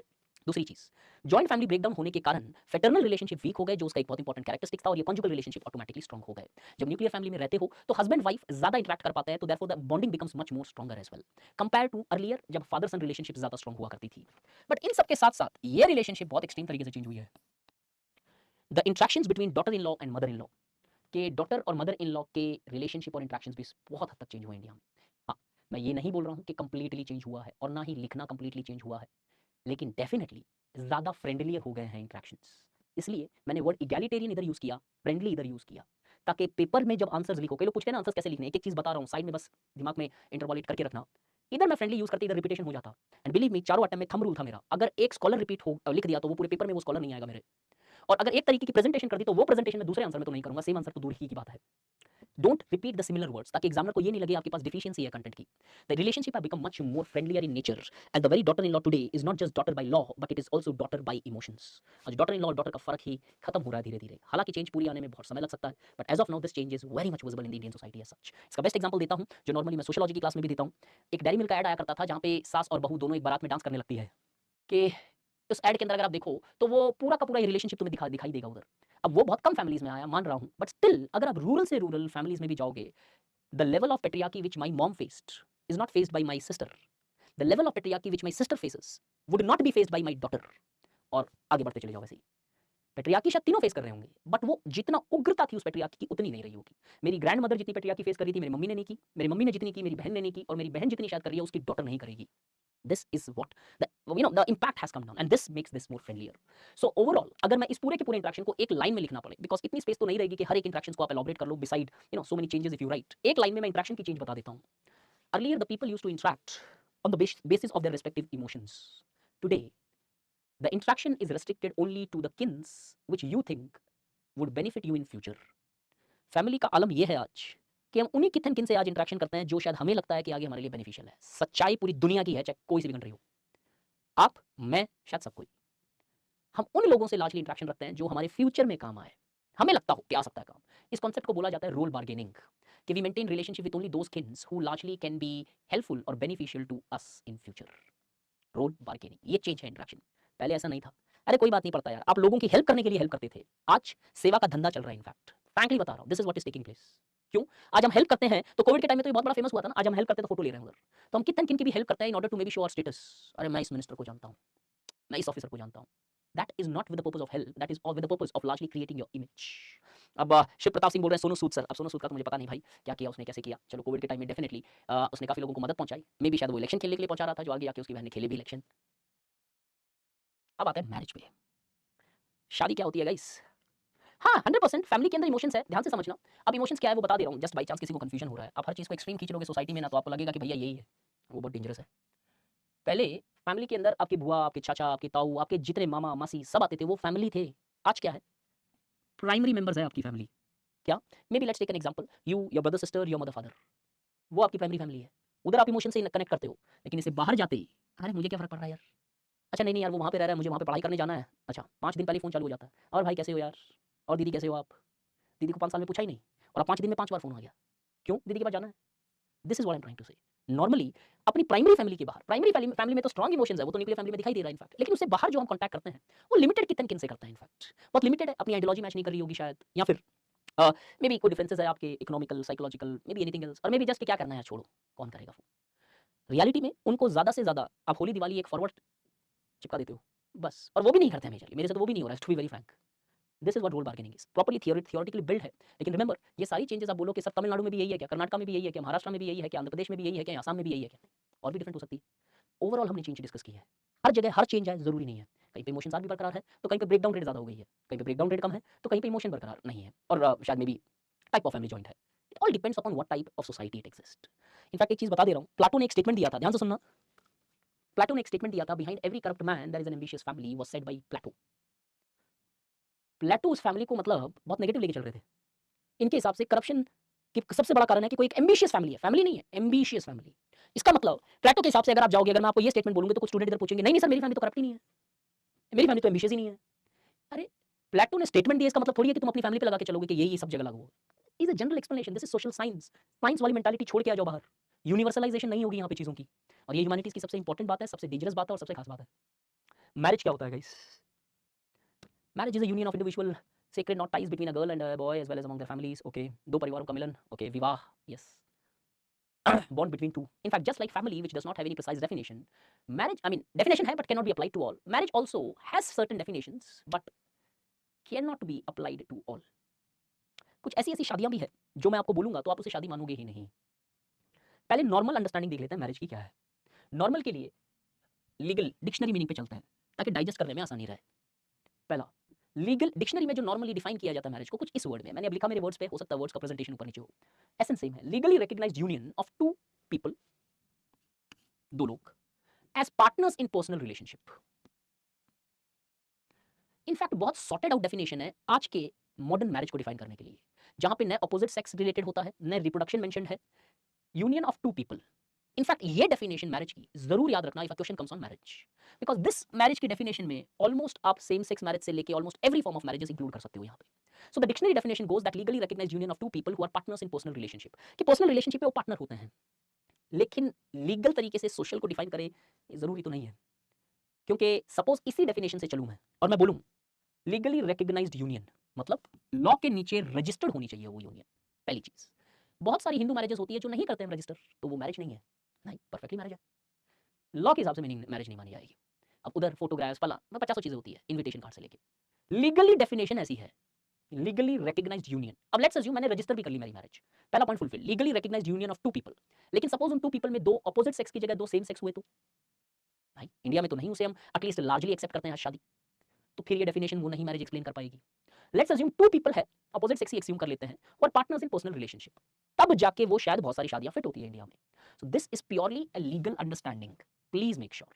लेकिन अब जब सोशियोलॉजी में जाती हूँ मैरिज के लिए, या इंडियन सोसाइटी के नजरिए से मैरिज देखो, तो इसको डिफाइन करना ऑलमोस्ट नामुमकिन है। क्यों? अरे इतने फॉर्म्स आ गए हैं मैरिज के कि कोई भी डेफिनेशन बोलोगे हर मैरिज फिट नहीं हो रही है उसमें। जैसे अभी जस्ट आपको मैंने बोला सोलोगमी एक मैरिज आया हुआ है, अपने आप से शादी करना। कहाँ फिट होगा? 2 आदमी या अपोजिट सेक्स, यहाँ पे तो एक ही आदमी है या औरत फॉर दैट मैटर, दूसरा तो है ही नहीं, शादी हो गई। तो प्रॉब्लम ये आती है कि लीगल में तुम हर चीज़ डिफाइन कर पा रहे हो इधर, क्योंकि आपको लॉ के हिसाब से चलना है, आपको केस लड़ने होंगे या फिर जजमेंट देने होंगे। इधर आते हैं मैरिज में। Understand the definition first. Relationship between one woman, circle indicates woman, one और मोर मेन, एक औरत, एक या एक से ज्यादा आदमी मर्द, in which child born to woman is given full status. Circle are super important here. एक वुमन और एक या एक से ज्यादा मेन के बीच में एक यूनियन है, जिस यूनियन से जो बच्चा पैदा होता है उसको सोशल रिकग्निशन दी जाए कि इनका बेटा है या इनकी बेटी है, उसे एक विवाह माना जा सकता है। बट अब ये डेफिनेशन भी मैं लगाऊं तो इंडिया के अंदर एक्सेप्टेबल नहीं होगी more than one more main. At least बहुत सारे, जैसे हिंदुइज्म के अंदर ये डेफिनेशन नहीं हम एक्सेप्ट करेंगे, इट एंगर पीपल, अरे ये कैसी बात है यार, ये कैसी मैरिज है, नहीं एक्सेप्टेबल होगी। मोनोगमस मैरिजेस है इंडिया में, वन हस्बैंड वन वाइफ। अब नॉर्मली मैरिज के अंदर there are multiple understandings, henceforth just like family systems marriages precisely define नहीं किए जा सकते, बिकॉज मैरिजेस लार्जली एक कल्चरल प्रैक्टिस होती है जो वैरी करती है culture to culture, ethnicity to ethnicity, region to region, area to area, religion to religion. आज हिंदुइज्म के अंदर मैरिज सेक्रेड है, इस्लाम के अंदर मैरिज कॉन्ट्रैक्ट है, क्रिश्चियनिटी में एक डिवाइन डीड मानी जाती है, भगवान का बनाया हुआ संबंध। इन the name of the Jesus Christ I declare you, भगवान, इधर भी सेक्रेड वाला कॉन्सेप्ट आता है। कोई और रिलीजन में हो सकता है कि ट्राइबल कुछ ऐसी रिलीजन है जहां पे मैरिज के नोशंस अलग हैं। So there is no common precise meaning which can explain all the forms of marriages. The most acceptable could be written is the legal one, जो at least uniformly acceptable हो law के अंदर कि ये शादी है। अब इससे आगे बढ़े तो थोड़ी सी क्लियरिटी आती है जब हम देखते हैं टाइप्स ऑफ मैरिजेस, कितने प्रकार की शादियां हैं। हालांकि मैंने एक और पीपीटी अलग से रखी है और डिफरेंट फॉर्म्स ऑफ शादियां देखने के लिए कि हिंदू मैरिज क्या होती है, इस्लाम में मैरिज क्या होती है, क्रिश्चियनिटी में क्या होती है, ट्राइब्स में क्या होती है। पहले जस्ट बेसिक चेक कर लेते हैं। पॉलीएंड्री, पॉलीगनी, मोनोगमस या मोनोगमी। पॉलीएंड्री किसे बोलते हैं? पॉलीएंड्री के अंदर ये circle and the triangle is man and woman respectively. Polyandry, but actually that today had a long 3 sessions. This is the 4th one. Polyandry अगर देखें, polyandry is a form of marriage जहाँ पे एक woman होती है, multiple husbands होते हैं। जैसे अगर महाभारत अगर आप देखते हो तो द्रौपदी और पांडव वाला एग्जाम्पल फिट होता है। One wife and there are multiple husbands, these are what polyandry is. इससे आगे जाए, polygyny, where we see one husband multiple wifes. Husband एक होता है, वाइफ्स मल्टीपल होती है।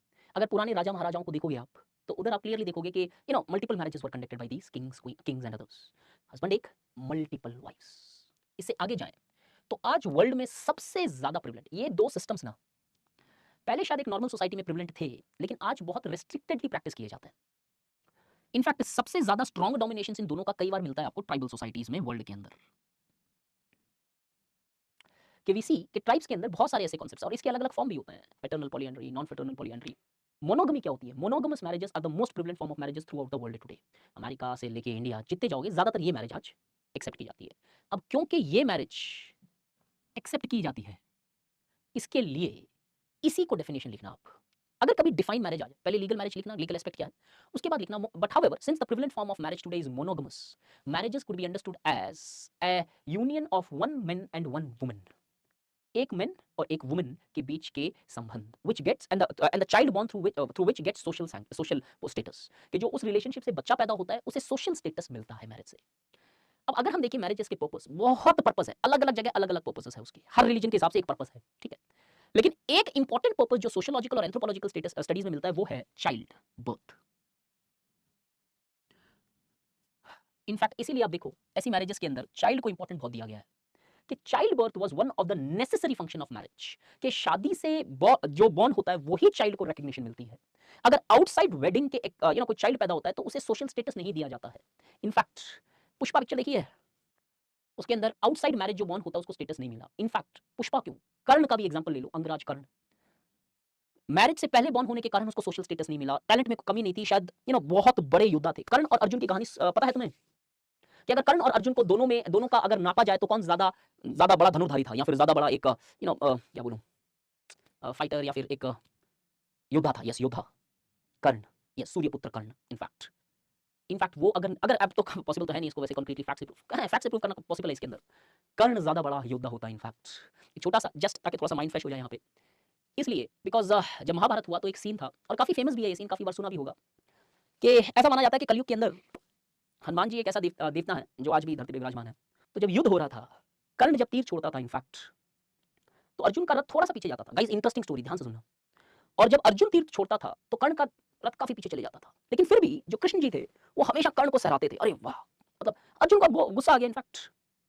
तो अर्जुन को जब गुस्सा आ गया, तब कहीं न कहीं, क्यों सर, अब वो तो इतना पीछे भेज रहा हूँ, तुम तो कुछ नहीं बोल रहे हो उसके ऊपर, आप कैसे ऐसे कर सकते हो? बोला कि आपके रथ के ऊपर कौन विराजमान है, you don't have an idea. अगर उनके होते हुए वो 1 इंच भी तुम्हारे रथ को हिला पा रहा है, तो कितना पावर है, अगर वो नहीं हो तो क्या हो इस रथ का? This is actually mentioned. अब वो कर्ण फिर भी इमेजिन करो, why I give you this example, because despite talent and capabilities उसको कभी भी स्टेटस नहीं मिला। ये बताता है कि मैरिज का एकमात्र गोल था ये चाइल्ड बर्थ। जो शादी से जन्म लेगा उस बच्चे का स्टेटस होगा। और महाभारत से लेके आज तक हम इसी आइडियोलॉजिकल सेट के साथ मेजरली आगे बढ़ते हैं कि मैरिजेस का एक मेजर मोटिव होता है द चाइल्ड बर्थ एस्पेक्ट्स। इसकी डेफिनेशन लिखोगे, एक सिंसियर रिक्वेस्ट है, जो लोग अगर कभी डेफिनेशन पूछ ली जाए, लीगल लिखने के बाद ये लिखना because this is the most acceptable form of definition, उसकी लिखी जाती है जो यूनिवर्सल नहीं हो लेकिन जनरली प्रिवेलेंट हो। ये हाईली रेस्ट्रिक्टेड फॉर्म्स के अंदर प्रिवेलेंट होते हैं। मैरिज और चाइल्ड बर्थ का जब मैंने आपको इतना स्ट्रेस किया, अब छोटा सा सवाल है, कोई भी 2 बंदे हाथ उठा लेना, बस मैं 2 को ही पूछूंगा ये। Does marriage necessary has relationship with child birth? Neeraj, Kirti, Neeraj और Kirti, guys, does marriage necessarily has relationship with child birth? Because जितनी मैरिज की डेफिनेशन रही है वो बहुत चाइल्ड सेंट्रिक बर्थ को हमेशा इंपॉर्टेंस दी है उस डेफिनेशन में। Yes, hello. Hello sir, good evening sir. Good evening Kirti, बताओ। सर मैरिज होता है यूनियन, तो नहीं, जरूरी नहीं कि चाइल्ड बर्थ हो। हाँ, हाँ, बताओ। तो जरूरी नहीं कि जब चाइल्ड बर्थ हो तभी उसको मैरिज का स्टेटस मिलेगा। तो नहीं, नहीं, नहीं, नहीं, different अरे, अरे, उल्टा कहाँ लेके जा रहे हो यार? शादी क्या, it's every marriage has a necessary relationship with child marriage? ऐसा नो नहीं बोल सर। रहा हूँ कि बच्चा होने से शादी या कुछ नहीं, वो नहीं। क्या मैरिज का एक पर्पस चाइल्ड बर्थ ही होता है क्या? और अगर चलो ये तो आप बोल दोगे सर नहीं ज़रूरी नहीं है। मेरा क्वेश्चन ये है कि does marriage has necessary relationship with child birth to be precise? Sir अगर डेफिनेशन के अकॉर्डिंग देखें तो ये है, हाँ, पर ये जरूरी नहीं है सर। बहुत अच्छा। एक एग्जांपल? सर ऐसी बहुत सारी मैरिजेस होती है जिसमें चाइल्ड बर्थ नहीं होता। जैसे? Sorry sir, I can't recall. मैं बता दे रहा हूँ। हिंदुइज़्म के कॉन्सेप्ट्स, हिंदुइज़्म के अंदर कुछ मैरिजेस होती है जो कुछ दोष को ठीक करने के लिए होता है। जैसे आपने पीपल मैरिज सुना है? No sir. नहीं सुना है? अच्छा, ओके। टॉयलेट एक प्रेम कथा मूवी देखी है आपने? नो उसके सर। अंदर, अच्छा तब छोड़ो यार, अब इससे ज़्यादा एग्जांपल मैं इसके नहीं दे पाऊँगा। For example, there are multiple marriages, thank you, thanks Kirti. Thank you sir. Marriage does not have any necessary link with child marriages. Why? Because there are multiple marriages which has no goal of child marriage. जहाँ पे child marriage का गोल ही नहीं है, वहाँ पे गोल कुछ अलग है. The first example, people marriages where a groom marries a people in order to largely remove certain negative energies. इधर marriage का गोल क्या है? To largely fulfill a particular ritual जो माना जा सकता है वहाँ पे. But यहाँ पे marriage का गोल कोई child birth का concept ही नहीं है इधर. आज का तो बेस्ट एग्जांपल है तुम्हारे पास में, सेम सेक्स मैरिजेस भी है, which also shows जहां पे चाइल्ड बर्थ का कोई कॉन्सेप्ट ही नहीं है. Those people are marrying not for child birth as such because that is technically not possible, scientifically not possible. It can be through different technological techniques, but same sex marriage is also prevalent throughout the world and we do see that the goal of the child birth is not attached with that. इससे आगे बढ़े तो अब वाला marriage बताऊंगा तो initially shock हो जाओगे. शॉक जरूरी है, ऐसे कुछ शॉकिंग है भी नहीं इसमें. अगर आप देखोगे खासी इसके अंदर एक मैरिज होती है called as mother in law marriages. होता क्या है? The son in law after the death of father in law marries the mother in law. The goal is not to go or establish sexual relationship or childbirth. The goal here is to ensure that the man is there to protect the woman. इसीलिए बोला जाता है within matriarchal societies there are patriarchal structures. क्यों करना है ये symbolic marriage? जब तुम्हारी सोसाइटी मेट्रियार्कल है तो मैन की जरूरत क्या है प्रोटेक्शन के लिए? This is called as mother in law marriages. इससे बाहर जाओ तो आज मॉडर्न फॉर्म्स की मैरिज बताता हूँ. नॉर्मली बुक में सिर्फ ये लिख के आने वाले हो, तो हम ऐसे 99.4 तो लिख ही रहे होंगे. इसके आगे लिखना वीजा मैरिजेस. बहुत सारे लोग शादी करते हैं in order to get a green card, in order to get a visa, in order to largely, some type of unions which is created in order to fulfill certain aspirations. Visa marriages. All these types of marriages is a clear understanding that marriage or childbirth need not be necessary. That marriage always has link with childbirth is not required. कोई जरूरी नहीं है in fact. So please ensure this. शायद Indian society में इतनी depth पे नहीं आए, शायद, लेकिन आ सकता है. कैसे? 2015 में क्वेश्चन आया था feminisation of agriculture Indian society में. फेमिनाइजेशन स्ट्रांगली कॉन्सेप्ट है सोशियोलॉजिकल, जहाँ पे 3 पहलू होते हैं फेमिनाइजेशन के. और नॉर्मली हम लिख देते हैं increasing women. No, that's not feminisation purely, और भी बहुत सारी चीज़ें इसमें. जब वो इतना डीप सोशियोलॉजी पूछ सकता है तो ये भी पूछ सकता है. सर 2015 बहुत पुराना है, क्या फ़ायदा पुरानी बीती बातें करके. एक और एग्जांपल दे देता हूँ. 2022 में क्वेश्चन आया था रिलीजन, सेक्ट एंड कल्ट, तीनों वर्ड कहीं पे भी सिलेबस में मेंशन्ड नहीं है. और उसने 2000 लेटेस्ट मेंस है, इसके बाद का तो कोई मेंस ही नहीं हुआ अभी तक. इसमें भी अगर वो इतना डीप सोशियोलॉजी जा रहा है तो कल तुम्हें छोटा सा क्वेश्चन देगा, marriage has no necessary relationship with child birth in contemporary times. अब बताना हिस्टोरिकली भी कोई नेसेसरी लिंक है? जरूरी नहीं है. Example example example example. और मॉडर्न टाइम्स के अंदर same sex marriages, visa marriages, political marriages, XYZ marriages, these marriages are also largely showing that the goal today is not always childbirth. Childbirth is one of the factors connected with the marriages, not the only factors which largely is connected with the marriages. क्यों? Because आज के ज़माने में marriages प्यार के लिए भी की जाती है, इमोशंस के लिए भी की जाती है, ये भी छोड़ देते हैं. Have you heard about marriages in the late 60s? आशीष, आप जो वर्ड्स लिख रहे हो ना इधर, there is a person who is going through the chats and the accounts will be totally disabled. मैं आपको पहले बता दे रहा हूँ, बाई चांस किसी को लग रहा है कि ये चैट्स ऐसे ही चली जाती होगी, इसका पूरा ट्रांसक्रिप्ट आता है and those comments which are found inappropriate here, यही वर्ड मैं इधर बोल दूंगा ना तो तुमको लगेगा सर कैसे वर्ड्स बोल रहा है. प्लीज याद रखना ये चीज, आपकी हर चैट का ना एक एक बंदे की चैट का रीडिंग होता है and any appropriate word and if mentioned by the teacher completely leads to block of your entire course, blockage without any notice. Please ensure this, maintain the decorum. शायद you are not fit to give this exam, I personally believe. Sorry to say that. Looks like from your chat. कैसे word use कर रहे हो? इन्होंने word क्या use किया मैं बता देता हूँ, हवस लिख रहे हैं ये. आई मीन जस्ट इमेजिन यार, आई मीन ठीक है, बेटर प्रेजेंट कर दो उस चीज को, कैसे लिख रहे हो आप? ठीक. अरे पीपल मैरिजेस के पीछे पड़ गए. कौन सी मैरिज होती है पीपल मैरिज? पीपल मैरिज एक फॉर्म ऑफ मैरिज है हिंदू सोसाइटीज में. जैसे कुंडली के अंदर कुछ दोष होता है, it's like a sacred ritual which is performed where the bridegroom marries the peepal tree. वो सिंबॉलिक मैरिज होती है एक, ताकि जो भी कष्ट या जो भी इश्यूज है वो सारे के सारे खत्म हो जाए, वो जो दुविधा आ रही है शादी में वो खत्म हो जाए. It's a ritual. Got it? I am sorry, अब नहीं रिपीट करूंगा इसे. मांगलिक मांगलिक एक रिचुअल लिखना, आपको डिटेल नहीं लिख रही है कि मांगलिक में शनि कौन से घर पे बैठा है, कितने घर हो गए, कितने साल हो गए, वो नहीं लिखना है यार इधर. ये सिर्फ एक रिचुअल होता है, सिंबॉलिक मैरिज जिसे बोलते हैं. इतना सब कुछ नहीं लिखना इस पीपल मैरिज के अंदर. कब होता है ये नहीं पता यार मेरे को कि कब किया जाता है ये मैरिज. ठीक है. मैरिजेस के अंदर क्या क्या बदलाव आए रिसेंट टाइम्स में. The definition of the marriages if you look, ये कौन कौन सी रिलीजन में क्या क्या टाइप्स की मैरिज है. Just give me time, I will first finish this and then I will go to a PPT. एक अलग से पीपीटी बनाई हुई है. There are multiple forms of changes which have taken place in the marriages. The marriage usually was connected with the childbirth and it was largely considered as a union of two people belonging to two different sexes. And the goal ultimately was largely with reproduction. The child was given the social status and honor in the society who was born out of wedlock. And those children which were born without a wedding or without a marriage, they were largely not acceptable in the society. This nature of marriage often have changed in contemporary times. एक एक point बोलता हूँ, जैसे family का बोला था, ध्यान से सुनते रहना प्लीज. शादी के मीनिंग में चेंज हो गया है क्या? पहले ओवरऑल एक सेक्रेड नेचर अटैच किया जाता था मैरिज में, but again I tell you the sacredness is not unique. Hindu society में सेक्रेड है, क्रिश्चियन सोसाइटी में एक डिवाइन है, मुस्लिम सोसाइटी के अंदर एक कॉन्ट्रैक्ट माना जा सकता है. माना क्या है ही ये तीनों चीजें ऐसी. Meaning is initially the marriage largely had a more sacred connotations. पहला स्टेटमेंट, दो स्टेटमेंट दूंगा ताकि एक लार्जर पॉपुलेशन को फोकस में रखे, क्योंकि इंडिया के अंदर सेक्रेड तो डेफिनेटली डोमिनेट करेगा मैरिजेस में. 80% Hindu population. The earlier marriages were considered sacred. Today these marriages have become more secular in nature, as the marriages are today not considered as made in heaven. मतलब स्वर्ग में बना हुआ concept खत्म हो गया. The marriages are today considered as the choices made by the people who are getting into a wedlock. इसलिए ज्यादा सेक्युलर कनोटेशंस हो गई है यहाँ पे. ठीक है. दूसरा पॉइंट, ताकि सिर्फ सेक्रेड नहीं दिखे यहाँ पे. The meaning of marriage has also drastically changed if you look from the perspective that the marriages largely were earlier the unity between families. Family के अंदर एक यूनिटी थी. It was largely different families were largely getting into together relationship.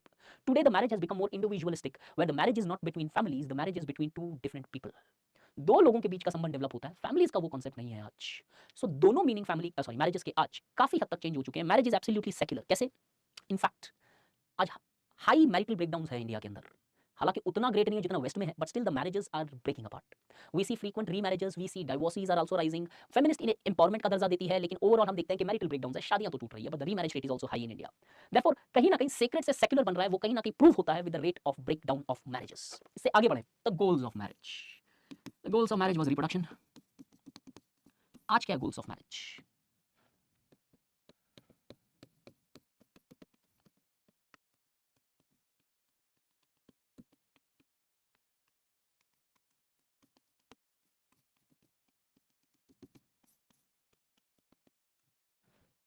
India में change ज्यादातर यहां तक सीमित हो सकता है. पहले गोल था reproduction, where the goal of marriage was largely to reproduce, give a birth to a child. धीरे धीरे जब सोसाइटी बदलती गई, it became more of a companionship, romantic love, where the people used to marry not for reproduction but the people used to marry in order to largely have that emotional, ensure their emotional well-being. Emotional connect के basis पे लोग शादी करते थे कि प्यार मोहब्बत के लिए शादी हो रही थी. यहाँ पे धीरे धीरे और फेज बदला, और वेस्ट के अंदर आज ये माना जाता है marriages is largely becoming plastic sexuality. What is the meaning of this plastic sexuality? Plastic sexuality का मीनिंग होता है कि people marry for sexual gratification. People there are not interested in emotional relationships, not interested in any reproductions. They largely are interested in gratifying their sexual needs. This is what plastic sexuality is. लेकिन India में उस level पे नहीं आई है change अभी तक. India में आज भी मैरिजेस ज्यादा से ज्यादा यहां तक पहुंची है, रोमांटिक लव तक. अब एक इंडियन सोशोलॉजिस्ट है जो कॉन्सेप्ट देता है सीरियल मोनोगमी का. वो इधर से दिखाई देता है. सीरियल मोनोगमी का मतलब क्या होता है? One husband one wife eight A time, but that husband and wife keeps changing. एक हस्बैंड एक वाइफ एट ए टाइम, लेकिन फिर डाइवोर्स हुआ, दूसरा हस्बैंड दूसरी वाइफ, फिर डाइवोर्स, फिर हस्बैंड, फिर वाइफ, सीरियल होता है वो एक। दिस शोज कि अगर कोई सीरियल मोनोगमी के लिए जा रहा है तो डेफिनेटली वो रिप्रोडक्शन के लिए तो नहीं जा रहा है। The goal is reproduction. Goal क्या हो सकता है? मे बी कि इमोशनल कंपैटिबिलिटी नहीं मिल रही है, इसके लिए जा रहा है, या maybe in order to largely satisfy one sexual gratifications. तो एक एसेंस जरूर आपको ऐसा वाला भी दिखाई देता है when there is a concept of serial monogamy. So the goal of marriage have changed. Where earlier the goal of marriage was largely reproductions, today the goal of marriages have gone beyond reproductions to romantic love and plastic sexuality. Line सिर्फ इतनी लिखनी है। Change in marriages. This is pretty much explained. Opposite sex marriages से लेके today we are going towards same sex marriages. के हम देखते हैं कि मैरिजेस का मीनिंग के साथ, गोल के साथ नेचर भी काफी चेंज हुआ है कि शादी, और यहां से नहीं, इधर एक और चेंज लिखना गाइस, सोलोगमी। पहले हमेशा मैरिज ऑपोजिट सेक्स में ही होती थी, धीरे धीरे सेम सेक्स मैरिज का भी कांसेप्ट आया, और आज जाके हम वहां पे खड़े हैं जहां पे दो लोगों का रिक्वायरमेंट भी खत्म हो गया। That is the concept like that of sologamy, when one marries oneself, खुद से शादी कर लेती हो, that is actually a sologamy. Change in conjugal relationships, the relationship between husband and wife have changed. ये मैंने फैमिली में भी बताया था, इधर भी, बिकॉज कॉन्जुगल रिलेशनशिप मैरिज के बेसिस पे बनती है, तो it becomes a part of family as well as marriage as well. This अरे ये बढ़िया था यार, Hanuraj Singh, this was good. Sologamy को ये बोल रहे हैं आत्मनिर्भरता। हाँ, सही बात है, कुड बी वन। ये भी एक कांसेप्ट है कि you are going to marry yourself, कि आपको किसी से कुछ कोई इमोशन के लिए जरूरत ही नहीं है, you are more happy yourself, you are happy single, so it could be like that, it could be like this point of view. Change in conjugal relationship, husband wife के रिलेशनशिप बॉन्ड्स स्ट्रॉन्ग हो चुके हैं आज compare to the previous times, which मैंने family में जो explain किया था वही लिखना, because this is a part of marriage, जो हमने फैमिली में भी लिखी, क्योंकि मैरिज के बगैर फैमिली नहीं हो रही थी, और फैमिली को मैरिज में लिखेंगे because marriage leads to a creation of family. The rate of breakdown of marriage have increased drastically because of plastic sexuality. जहां पे भी लिखा था प्लास्टिक सेक्सुअलिटी के कारण the rate of breakdown of marriage has increased, but remember this, the remarriage rate is also very high. दो तीन example देता हूं। अमेरिका के अंदर, सॉरी स्कैंडिनेवियन कंट्रीज के अंदर लिव इन रिलेशनशिप का कांसेप्ट है, लोग शादी ही नहीं कर रहे हैं, लेकिन फिर भी रिप्रोडक्शन हो रहा है, but through live in relationship. Japan के अंदर दिक्कत यह है कि लोग शादी ही नहीं कर रहे हैं, न लिव इन रिलेशनशिप में जा रहे हैं। अब यहां दो जगह पे देखते हो तो कंप्लीटली एक मैरिज खत्म हो रही है कॉन्सेप्ट, लेकिन इंडिया में मैरिजेस टूट रही है, बट रीमैरिजेस भी हो रही है इंडिया में इक्वली स्ट्रॉन्ग। सो मैरिज की इंपॉर्टेंस कम नहीं हुई, it just that the breaking of marriage has become easier. कोई मुझे एक या दो रीजन दे सकते हो कि Scandinavian countries, yes part of Europe, क्यों इतनी ब्रेकडाउन हो रही है मैरिजेस की? Very good, in fact Afsan Praveen, acceptance of divorces. आज हम एक्सेप्ट करते हैं उसको, एक नीची निगाहों से नहीं देखा जाता कि नहीं ठीक है ओके, पहले शादी टूटना आम बात नहीं थी, आज आप देखते हो कि ठीक है डाइवोर्स ही है, कई बार आज सगाई के बाद शादियां टूट जाती है, शादी होने के बाद टूट जाती है, तो बट दैट्स ओके, रीमैरिजेस कहीं ना कहीं आज एक्सेप्टेबल है when compared to the earlier times. दूसरा, लॉस इजी हो चुके हैं, ये याद रखना। Today it's much more easier to come out from a sore marriage, कि जो डिफिकल्ट मैरिजेस है उससे बाहर निकलना आसान है आज। फॉर एग्जांपल, बहुत सारी शादियां ऐसी होती है जहां पे women different forms of violence का विक्टिम होती है, तो उन सर्कमस्टेंसेस पे लॉस इतने स्ट्रिंजेंट नहीं है कि डाइवोर्स लेना डिफिकल्ट हो जाए। Today it's much more easier to consume a divorce, because बीच में तो ये था कि जब आप म्यूचुअल डाइवोर्स के लिए अप्लाई करते हो तो कहीं ना कहीं उसके बेसिस पे आपको पहले रिप्रेजेंटेशंस, लॉज, रिप्रेजेंटेटिव्स बहुत होते हैं, और उसके बाद में सुनवाई होती है, आपको 6 महीने साथ रहना पड़ता है। आज वो 6 महीने साथ रहने वाला कॉन्सेप्ट हटा दिया, बट 6 महीने का सिर्फ एक कूल ऑफ पीरियड दिया जाता है कि बाई चांस अगर आपको नहीं लेना हो तो इट कुड बी डन। क्यों लोग ये पुट अप करने लगे कि साथ में क्यों फोर्स कर रहे हो आप किसी को रहने के लिए? बिकॉज हो सकता है कि वुमेन ज्यादा वायलेंस का शिकार हो सकता है, और maybe for that matter main दोनों ज्यादा हरास हो इमोशनली आज। Domestic violence, domestic violence prevention act जो है 2006, वो साइकोलॉजिकल वायलेंस को भी रिकॉग्नाइज करता है, इसलिए लॉ हैज बिकम ईजियर। कभी ये क्वेश्चन बन सकता है आपका इंडियन सोसाइटी में, discuss the factors for the rise of increasing marital breakdowns in India. क्या क्या कारण है जिसके कारण डाइवोर्सेस जैसी चीजें हो रही है अत्यधिक इंडिया के अंदर, या इंक्रीज हो रही है? Change in scale of marriage, चलो लेट्स सी आप में से कौन कौन शादी करोगे? डाइवोर्स इज राइट और रॉन्ग? अब देखो इसके अंदर दो पहलू आपको बता दे रहा हूं। आज जो फेमिनिस्ट है वो मानती है कि डाइवोर्सेस आर एम्पावरिंग, कि आज वुमेन को फ्रीडम होना चाहिए, और कुछ लोग मानते हैं कि ये सेक्रेट नेचर जो है वो खत्म हो जाएगा। सेक्रेट तो ऐसे भी सेक्युलर हो गया है। तो if you look into divorces, if a marriage is difficult for both the people, then at least they should have a choice to come out. ये वही कांसेप्ट हो गया कि अबॉर्शन होना चाहिए या नहीं होना चाहिए। It's difficult to come to a concluding debate, because दोनों के अपोजिशंस उतने ही स्ट्रांग है। बट आज अगर देखें तो डाइवोर्सेस के कारण आपके पास ज्यादा बेटर अपॉर्चुनिटी होती है to largely marry someone who is more compatible rather than living your life and sacrificing in that particular soul marriage. शादी करोगे कि नहीं गाइस, क्या लग रहा है? नो, यस, नो, यस, अरे बाप रे बहुत सारे नहीं, नॉट श्योर, ये अच्छा आंसर था यार, थोड़ा लेट करेंगे, ये तो बहुत ही प्लान्ड है बॉस, सोचेंगे सर। ओके चलो, शादी करें या नहीं करें वो आपका पर्सनल डिसीजन रहेगा, बट पॉइंट इज दिस, जो ये स्केल ऑफ मैरिज है ना बड़ी डिफरेंट है। अब ध्यान से सुनना ये चीज, marriage in the earlier time was more a private affair, where we see that the marriage was the people who were invited in these marriages was your close kith and kins, आपके जो रिश्तेदार या नातेदार जो थे उनको invite किया जाता था। और नॉर्मली अगर आप देखोगे अपने मॉम डैड या ग्रैंडफादर या फिर मैटरनल या पैटर्नल पूछोगे तो उनकी शादियां घर में ही हुई है। आज जो शादी आप अटेंड करते हो या की है, नॉर्मली ये शादियां आज भवन, होटल्स या डेस्टिनेशन वेडिंग्स ऐसी ऐसी जगह होती है। This is the point, change in scale of marriage, the scale eight which the marriage is undertaken, those scale have drastically changed as marriage today has become, ध्यान से सुनना, as marriage today is done not because of its cultural importance, marriage is today moreover largely done to show one's status, आपका status दिखाने के लिए शादी होती है ज्यादा। इतनी बड़ी स्केल हो गई है इनफैक्ट, एग्जॉटिक लोकेशंस होते हैं, वेडिंग प्लानर्स का कॉन्सेप्ट आ गया है, फोटोग्राफी, शूट्स, बहुत सारी चीज़ें हैं। और देखा ये गया कि वो ट्रेडिशन सेकेंडरी होता चला गया और आपका ये मटेरियलिस्टिक पर्पस बहुत बड़ा हो गया उधर। ये है स्केल के अंदर चेंज, कि आज the scale of marriage has become more huge at which the marriage is performed is drastically vast, जहाँ पे ज़्यादा एम्फोसाइज किया जाता है on show of strength, show of your status, show of your materialism और show of your positions in society. साथ ही साथ में टाइप्स ऑफ मैरिज, ये एक्चुअली मैंने यहाँ पे एक्सप्लेन किया चेंज इन मैरिज की different different forms of marriages आज आई है, सोलोगमी से लेके same sex marriages, different forms of marriages today are taking place. Therefore the marriage have strongly changed in India. West में तो डेथ के नियर अबाउट है, बट स्टिल इंडिया में डेथ का कॉन्सेप्ट तो मैरिज का नहीं है। क्यों? इंटरकास्ट मैरिज का भी फैक्ट आपको पता है, तो मैंने बताया था बहुत लिमिटेड होती है। तो मैरिजेस में चेंज आई है, बट वो चेंज उतनी नहीं है जितनी वेस्ट में हो गई। Therefore, marriage has changed at various spheres of its practices, starting from its concepts to types to meanings to scales to nature. But however, these changes cannot be universalized. कि ये universalise की जाए ये जरूरी नहीं है। एक और पॉइंट लिखते हैं, एक और लिख लो, change in age of marriage. Change in age of marriage अगर पहले देखें तो प्रिफर्ड फॉर्म होती थी child marriage. Today child marriage has been abolished and the किसी में से यहाँ पे भी जो मैसेज किया था आपने कि सर लेट शादी करेंगे, in fact the marriage age have increased drastically. तो the median age which one gets married today has drastically changed, where earlier because the preferred form was child marriage, the median age was less. In contemporary time, because of career oriented families, people, the median age at which one gets married has increased. ये कहीं ना कहीं काफी हद तक increase हुई है, comparison में भी जाओ तो डेफिनेटली इंक्रीज हुई है। हालांकि बहुत सारी वुमेन्स की शादी अनफॉर्चुनेटली आज भी लेस देन 18 ईयर्स के नीचे हो जाती है। असम के अंदर ऑलरेडी एक चाइल्ड मैरिज के ऊपर बीच में लॉ आया था जिसके ऊपर काफी कुछ बहस हुई थी। तो चाइल्ड मैरिज एटलीस्ट आज ओपनली तो प्रैक्टिस नहीं हो रही है, and there are drastic increase in the median age of the marriage. These were some of the changes as far as the marriage is concerned. अब थोड़ा सा कॉन्सेप्ट मैरिज का देखते हैं कि किनशिप से रिलेटेड मैरिज क्या क्या फॉर्म्स डिफरेंट सोसाइटीज में मिलती है। ये पीपीटी में शेयर कर दूंगा मेरे वाले टेलीग्राम ग्रुप के अंदर, and I also post it to the person, ताकि आपके ऐप या फिर वेब के उस लेक्चर के साथ भी अपलोड कर दी जाए। किनशिप होती क्या है ये टर्म समझा देता हूँ guys. Social social relationship based upon family relatedness. किन किन आपके वो होते हैं, या तो आपके साथ ब्लड से रिलेटेड होते हैं, वो बुआ के बेटे बेटी या चाचा के बेटा बेटी या फॉर दैट मैटर कोई भी ब्लड लाइन, और दूसरा आपके साथ मैरिज से रिलेटेड होता है, वो शादी के बेसिस पे जैसे brother in law, daughter in law या कुछ ऐसे मैरिज के कारण जो रिलेटेड होता है। तो किनशिप उन रिलेशनशिप्स को बोला जाता है which are related to you on the basis of your family relatedness, either family of origin और family of largely destination, that is marriage. तो प्लीज मेक श्योर प्रोक्रिएशन और ओरिएंटेशन दोनों से रिलेटेड जो भी आपका ग्रुप होता है वो किन ग्रुप होता है। हिंदी में इसका एक जस्ट टर्म है नातेदारी, इसे बोलते हैं। कुछ इंपॉर्टेंट टर्म्स मैंने लिखे हैं, बाई चांस क्वेश्चंस में कभी मेंशन ना जाए। हालांकि इसकी कोई अलग से क्वेश्चन की स्टडी करना या कंटेंट की स्टडी करना इंपॉर्टेंट नहीं है, जस्ट कुछ टर्म्स ताकि आपको ये टर्म्स की अवेयरनेस रहे अगर यूज करना है या कभी क्वेश्चन सपोज आ जाए तो। Primary kinship, primary kinship relatives who belong to the same nuclear family, मतलब मैं, मेरी बहन या मेरा भाई वो मेरे प्राइमरी किन होंगे। सेकेंडरी किनशिप गाइस सिंपल है, एक बार जल्दी जल्दी करूंगा ये वाला पार्ट बिकॉज ये कोई प्रॉपरली क्वेश्चन नहीं बनेगा, आपको सिर्फ यूज करना है अगर आप कर पाओ तो। चेंज इन इंटरेक्शन पैटर्न्स और वो सारी चीजें जो है।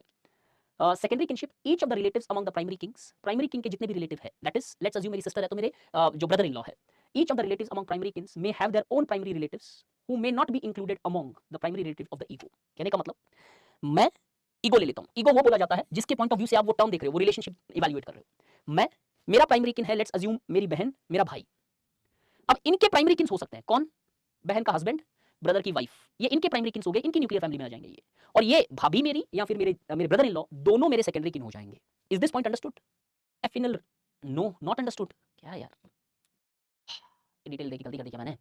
Secondary kins are those kins who are related to me on the basis of the relationship with my primary kins. Example पे फोकस करो, समझ में आएगा। मैं, मेरे सेकेंडरी किन्स कौन होंगे, जो मेरे प्राइमरी मेंबर्स हैं, कौन, मेरी बहन, सगी बहन और सगा भाई अगर मैं लूं, तो मेरे बहन के हस्बैंड और मेरे भाई की वाइफ जो होगी मेरी सेकेंडरी किन होगी। प्लीज अंडरस्टैंड, एक सिंपल, और भी नीचे लेवल तक जा सकता हूं, पहले पहला लेवल ही समझ ले, दैट्स इंपॉर्टेंट। रिलेटिव के रिलेटिव बोला नहीं होता यार, रिलेटिव तो आपकी बुआ भी है, बुआ के रिलेटिव आपके सेकेंडरी किन नहीं हो जाएंगे। गाइस जो एग्जांपल दे रहा हूं उस पे कनेक्ट करो आप, ऐसे तो रिलेटिव के रिलेटिव वो नहीं है, ऐसा नहीं है यार प्लीज, वो रिलेटिव बहुत दूर तक जा सकती है आपकी। Affinal relatives, relatives linked by marital bonds, जो सेकेंडरी भी हो सकते हैं मेरे, जैसे मेरे जो ब्रदर इन लॉ है वो मेरा सेकेंडरी किन भी है और मेरा एफिनल रिलेटिव्स है। एफिनल मतलब जो ब्लड से रिलेटेड नहीं है, शादी से रिलेटेड है, दैट इज एफिनल रिलेटिव्स। कॉन्सेंग्युइनल रिलेटिव्स, जो खून से रिलेटेड है। तो दो टाइप के किन ग्रुप माने जाते हैं जिसके अंदर डिफरेंट टाइप्स के किन पैटर्न्स हो सकते हैं।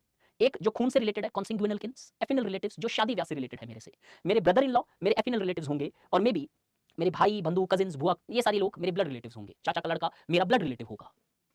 टेक्नोनॉमी, ये वर्ड वैसे याद रखना जरूरी नहीं है, बस इसलिए बताया बिकॉज नॉर्मली आप ये वर्ड और डेली सुनते हो इनफैक्ट, ठीक है। Daughter would be my primary kin, primary family, relatives who belong to the same nuclear family हो गया प्राइमरी किन गाइस। अब ये क्या क्वेश्चन आंसर सेशन है क्या? जब फर्स्ट डे लॉ की क्लास में जाते हो क्रिमिनल लॉ में तो आप बोलते हो सर कोई ऐसा घूरेगा तो कौन सा सेक्शन लगेगा।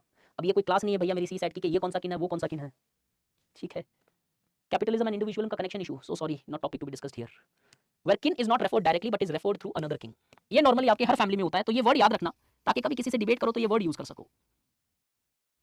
टेक्नोनिमी, जहां पे आप किसी को उसके नाम से नहीं बुलाते हो, उसके रिलेशनशिप से बुलाते हो। तो कई बार आप सुनते हो ना, वो फेमस गाना कौन सा हुआ था एक, रिंकिया के पापा, याद है? वो होता है टेक्नोनिमी, कि किसी को नाम से नहीं बुलाते। इंडिया में एक परंपरा चली जहां पे वाइफ अपने हस्बैंड को नाम से नहीं बुलाती है, इसके पापा या चिंटू के पापा या रिंकिया के पापा या ऐसे कुछ है, इस तरीके से वर्ड्स बुलाया जाता है। और ये सिर्फ कोई हस्बैंड वाइफ में नहीं है, कहीं पे किसी और रिलेशनशिप में बुला सकते हो। जैसे फॉर एग्जाम्पल अब ये राजस्थान या उस साइड में काफी प्रिवलेंट है, अगर आप उस तरफ से बिलोंग करते हो तो आपको ये वर्ड पता होगा, सुना तो होगा आप सबने। कंवर साहब, सुना है?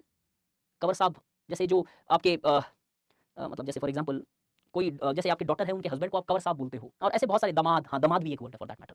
यस, कुंवर साहब, ओके कंवर साहब नहीं है, कुंवर साहब है वो, ठीक है कुंवर साहब, वैसा एक वर्ड, वो टेक्नोनिम होता है। प्लीज ये इंपॉर्टेंट नहीं है आपके लिए इंडियन सोसाइटी में, मैं सिर्फ इसलिए कर रहा हूँ कि थोड़ा सा आइडिया रहे कौन से किन्स होते हैं। मेरा इंपॉर्टेंट मैटर है मैरिज। हिंदू के अंदर मैरिज की अंडरस्टैंडिंग क्या है? एज आई एक्सप्लेन, क्यों guys, because this can be a question. Discuss the various marriages prevalent in different religious communities in India. अगर तत्व और फैक्ट नहीं होंगे तो शायद आपके पास फिर वो डेटा नहीं होगा उसको लिखने का। कुछ चीज यहाँ पे देखनी पड़ेगी। इग्नो से मैंने बोरो किया ये, और इग्नो के बहुत सारे क्वेश्चन जो है डायरेक्टली इंडियन सोसाइटी में आ जाते हैं। Indira Gandhi national open university. Hindu marriage को हम देखें तो इट्स अ सैक्रामेंट, सेक्रेड है ये, एंड फुलफिल्स रिलीजियस ऑब्लिगेशन। तो वेस्ट के अंदर जो रिप्रोडक्शन पे स्ट्रेस था ना हमारा मैरिज का, हिंदू मैरिज के अंदर पूरा का पूरा स्ट्रेस रिलीजियस ऑब्लिगेशंस पे आ जाता है कि आप जो वर्ण व्यवस्था है, सॉरी वर्ण व्यवस्था बोल रहा हूं, आश्रम व्यवस्था जो है उसको फुलफिल करने के लिए शादी करनी ही पड़ेगी। गृहस्थ में जाने के लिए you would have to get married. Marriage is one of the sharirik sanskar सैंक्टिफाइंग the body.